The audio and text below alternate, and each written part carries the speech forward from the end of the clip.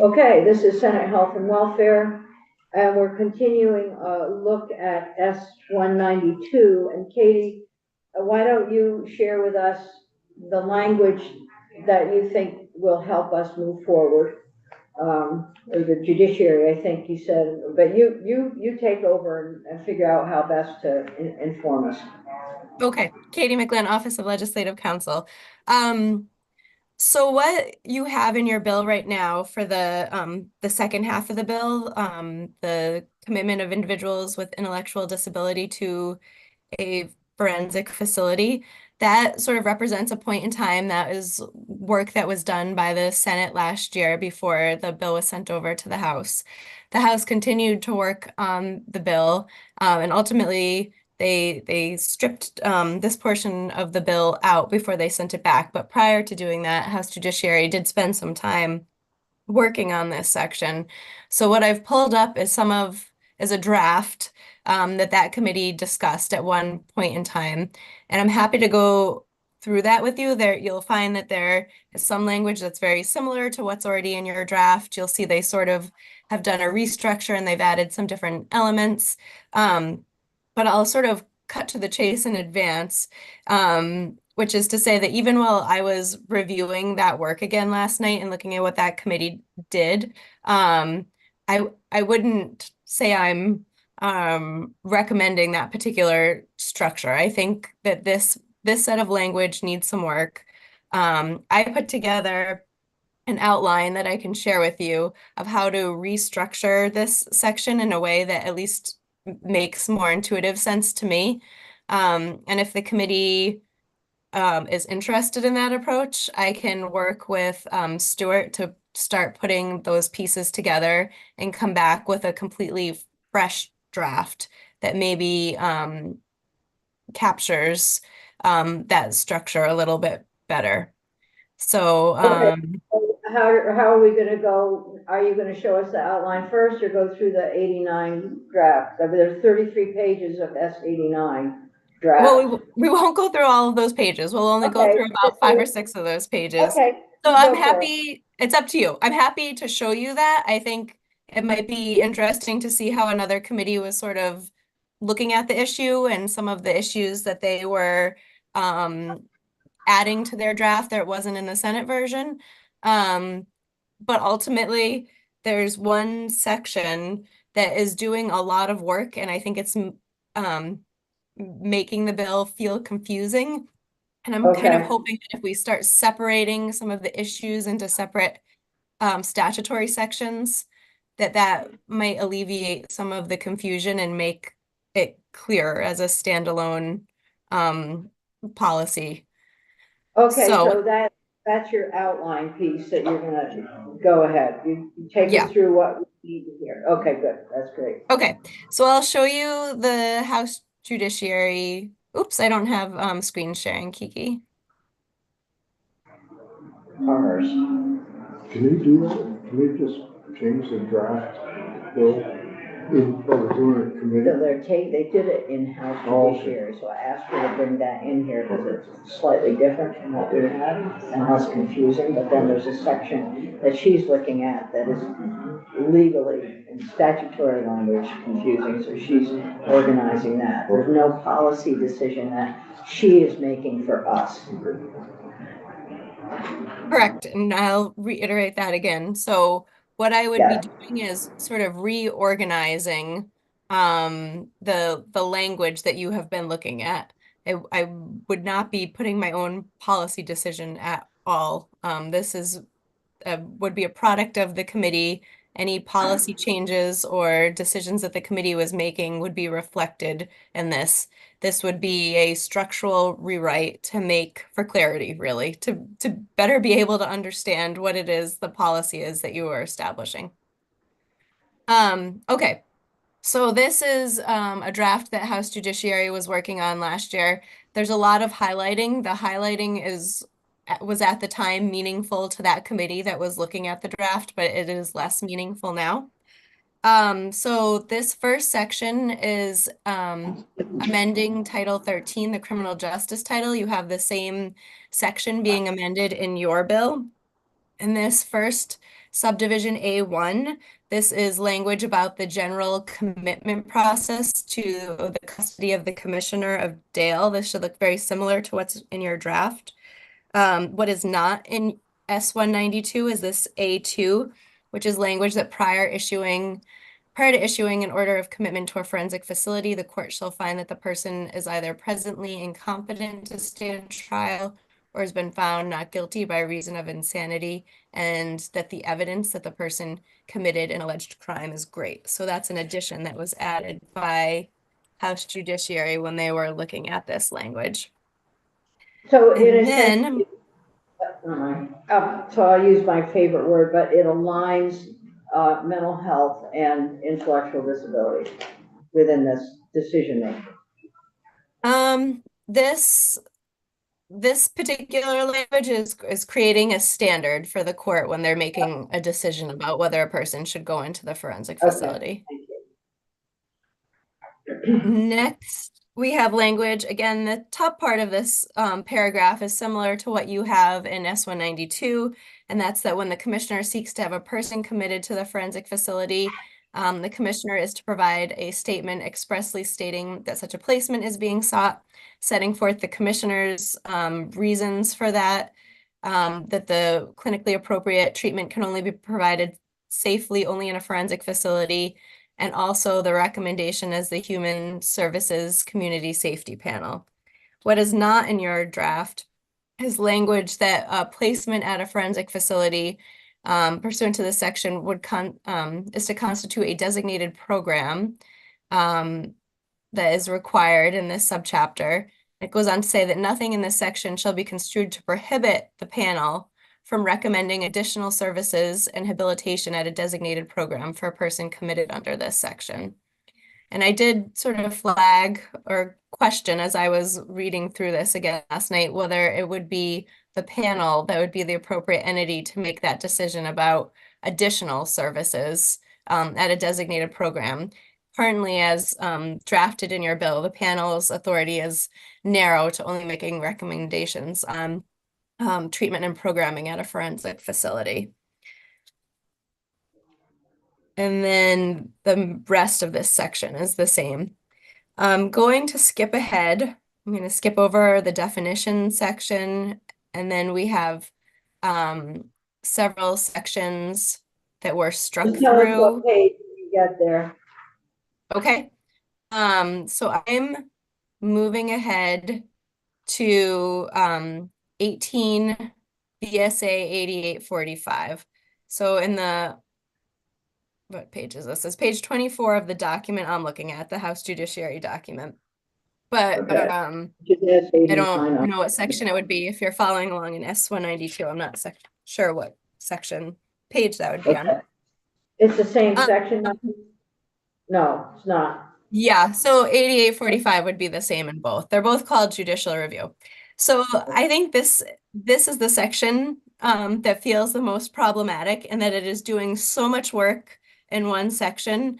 And I wonder if we sort of break this one section apart, maybe into 3 different sections, if that would provide a little bit more clarity and a little bit more sort of marching through the process in order. You'll see right from the start here, we're talking about manner of discharge, but we haven't really talked about commitment yet. Commitment is hidden further down. So just maybe reorganizing to have things occur, you know, in more of a timely order would make a little bit more sense. So here we have the manner of discharge, similar to what is in S192. It specifies that there are 2 ways that a person is discharged from the custody of the Commissioner of Dale. Could be a superior judge doing a judicial review, or there could be an administrative order from the commissioner. The commissioner could determine that the person no longer needs that level of care. Excuse me. So then we go into subsection B, which is titled judicial review. So these are the processes that the court is overseeing and and having involvement in. So the first section under judicial review is commitment. And we have language that is very similar to what is in your bill, that a person who is committed under this subchapter or under Title 13, they're entitled to judicial review of the person's commitment annually. But again, we're talking about the review of their commitment, but not how they became committed, if that makes sense. So it feels like the timeline of this section, both in this version and in S-192 are still a little bit off. The family division of the Superior Court has exclusive jurisdiction over all of the review proceedings brought under this section. And if no judicial review is requested by the person within 1 year from the date of the last order of commitment, it shall be initiated by the commissioner. So this is all very similar to what's in your draft. However, a person may initiate a judicial review under this subsection beginning 90 days after initial commitment, but before the end of the first year of the commitment. Or if the commitment has been continued, the person may petition for review after 90 days from the date of that continuation order for commitment. So this, in concept, is similar to what is in the mental health statutes, in that even after somebody has been ordered into the custody and care of the Commissioner of Dale by a court, there's still opportunities to ask the court to look again at that commitment while the person is still under the care and custody of that commissioner. The next subheading under judicial review, it's a little bit lost with all these strike throughs, but number 2 is continued commitment. So this is the concept that even after somebody has completed their first initial order, the commissioner may decide they need continued commitment, continued custody, care and custody, and so a court would make that order. So this language is very similar to what is in your S-192. It would be in your subsection F. What is not there, or is only there in part, is this subdivision B, which is that in determining whether a person is in need of continued custody, care, and rehabilitation, the court is to consider the degree to which the person has engaged in or complied with the treatment and supervision provided by the commissioner. Your draft goes on to say that there also has to be a panel recommendation that the court is looking at. And you heard earlier that Stuart raised the point, is this a new panel recommendation for the continuation order, or are we relying on the original recommendation of the panel? So that is a policy decision as to whether a second recommendation would be done for a continued order. Next heading under judicial review is attendance at the hearing, who can attend a hearing for commitment. This is the same as your subsection E, so I'm not gonna spend time there.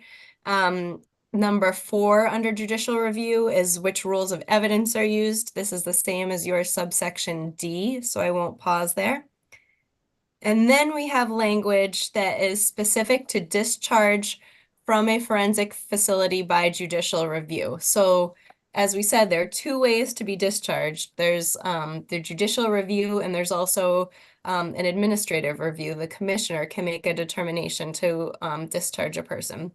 So with regard to discharging a person from a forensic facility by judicial review, when a judicial review is conducted pursuant to this subsection, contemplates a person's discharge from a forensic facility, either the state's attorney of the county where the prosecution originated, or the office of the attorney general, if that office prosecuted the person's case, or the victim, or both, may intervene to provide a position as to whether the person's discharge from the facility is appropriate.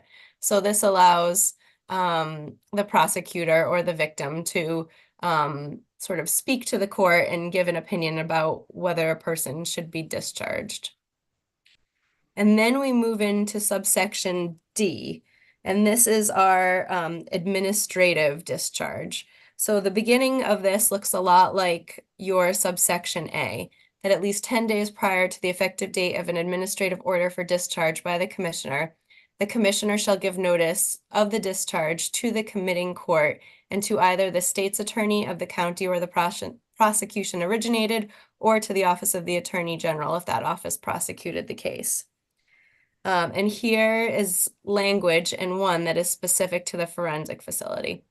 So when a state's attorney or office of the attorney general receives notice that the person's pending discharge is from a forensic facility, either of those entities shall provide notice of the pending administrative discharge to any victim of the offense for which the person has been charged who has not opted out of receiving notice. So that is not in your draft. And then in subsection 2, this is also, sorry, not subsection 2, subdivision 2. This is also not in S-192. I'm entitled to appear and call witnesses in the underlying criminal case. The state's attorney or the office of the attorney general or the victim or both may request a hearing on the person's pending administrative discharge from a forensic facility, which shall be held within 10 days of the request. Once a hearing is requested, the pending administrative discharge shall be stayed until a review of the family division. So, like the judicial review, this is giving the prosecutor and the victim a opportunity to have to be heard with regard to whether an individual should be discharged from a forensic facility. And then we have language more generally about discharge from a forensic facility that is not in your S-192. And that is that the criminal division of the Superior Court shall retain jurisdiction over the person's underlying charge and any orders holding the person without bail or concerning bail and conditions of release shall remain in place. Those orders shall be placed on hold while the person is in the forensic facility. When the person is discharged from the forensic facility to a correctional facility, the custody of Dale is to shall cease having custody of that person upon them entering the correctional facility. So basically, when the person goes back to the correctional facility, that Dale no longer has jurisdiction over that person. They've discharged the person from the forensic facility, which was within their jurisdiction. So this has some language that is not in yours. It's organized in a different way. So again, we're sort of taking a snapshot of a different point in time in this bill's evolution.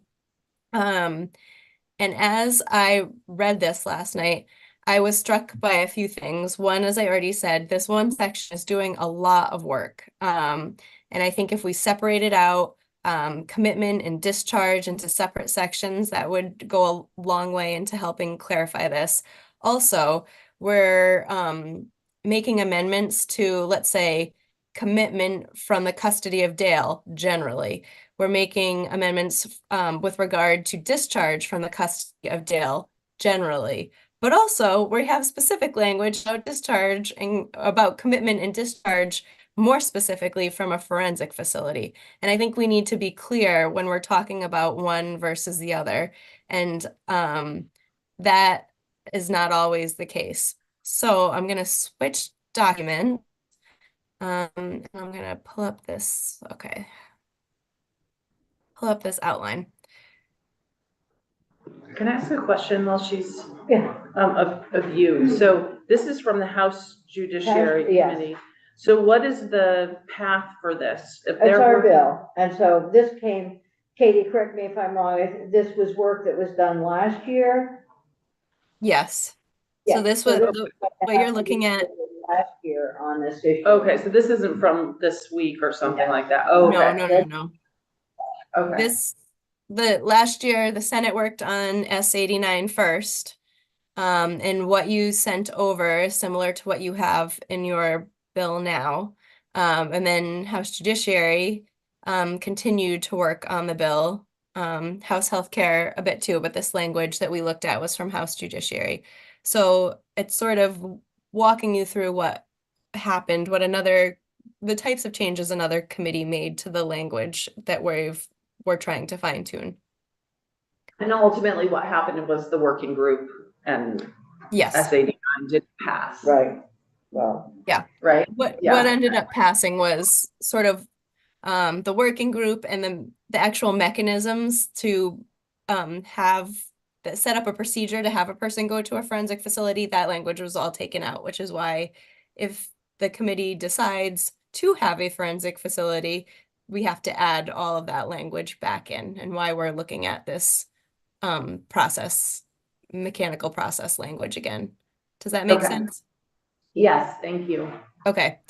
So, what I'm Senator thinking, Weeks, Senator Weeks has a question. Sorry, Kate, just to follow up on Senator Hardy's question. So is there like a tactical intention of blending bills so that it? If we agree with what the House Judiciary did, there may be some improvements to be offered to 192.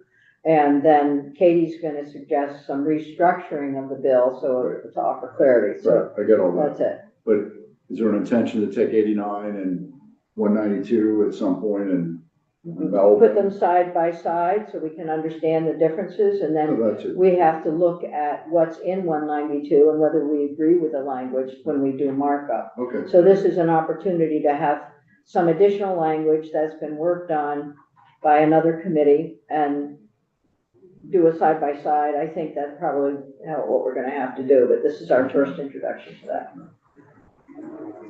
and I mean, the threshold question before you even get to, should we go ahead and do this restructure is, who is the population of people that will be receiving services and programming at the forensic facility?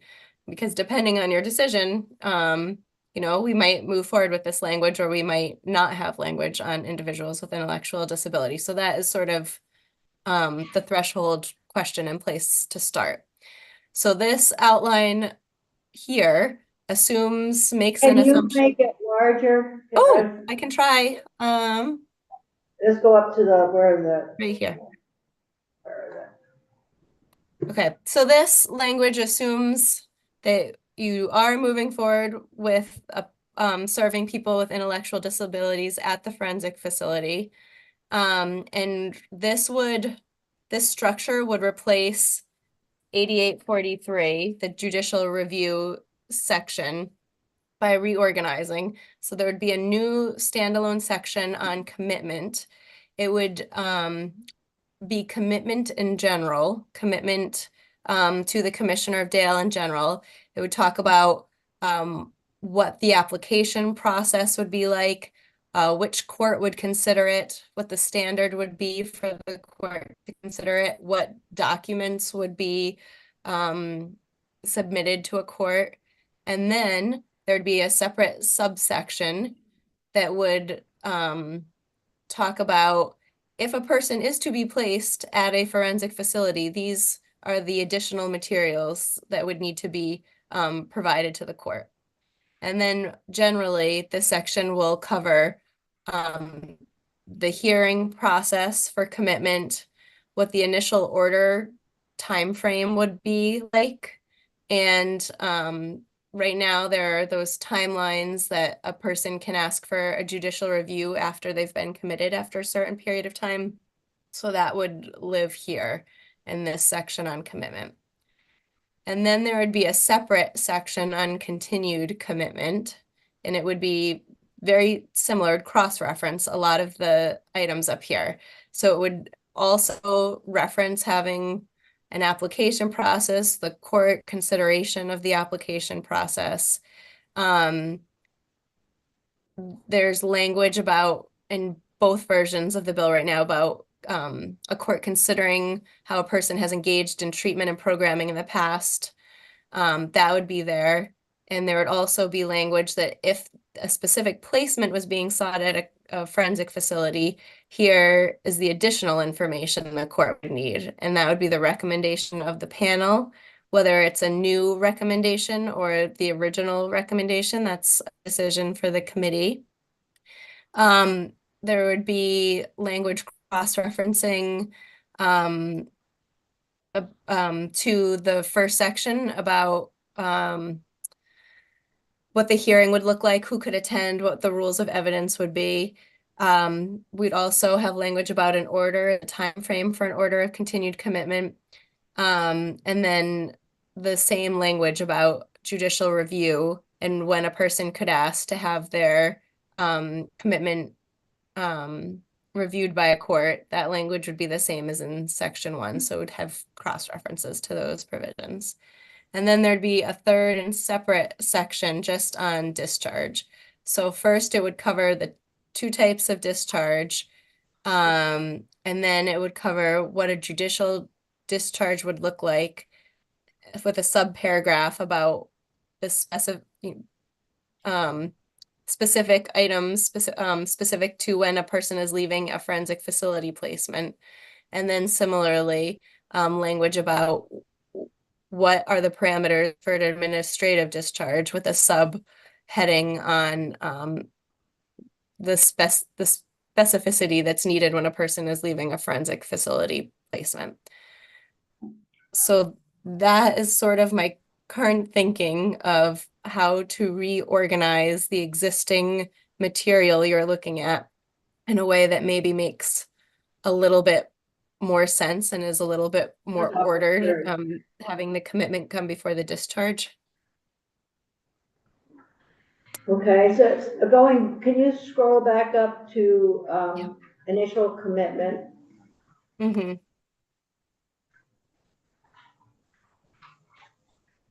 Okay.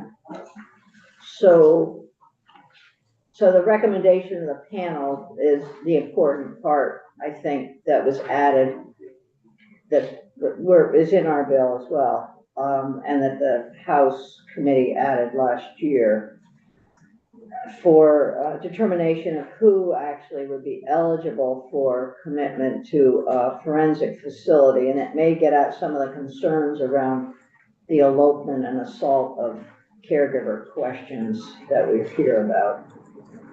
Okay, so committee, that's Katie's legal mind helping us out with some clarifying language